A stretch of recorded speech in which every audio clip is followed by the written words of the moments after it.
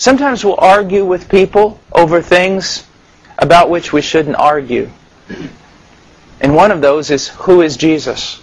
We need to proclaim Him more than argue Him. It's like the old thing I say going back of speaking with an atheist. Someone will say, well, you know you're talking to an atheist, don't you? And I say, well, no, I don't know that. You're not an atheist.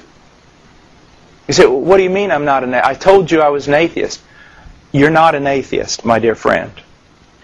Now, you may think you are to some degree.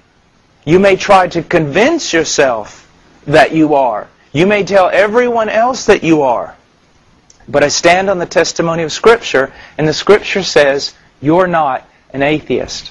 The Scripture says you know enough about the one true God to be hostile toward Him, and you know enough about the truth of the one true God to seek to suppress it. That your heart, your mind, your conscience, whatever you want to call it, is screaming out to you, God. And you're doing everything in your power to run away from that.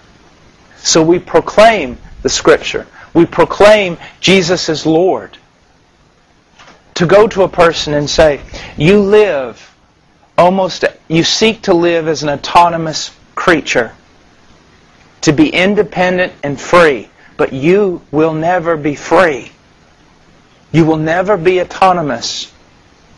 You have a Lord, and you must acknowledge that and submit to Him. You must.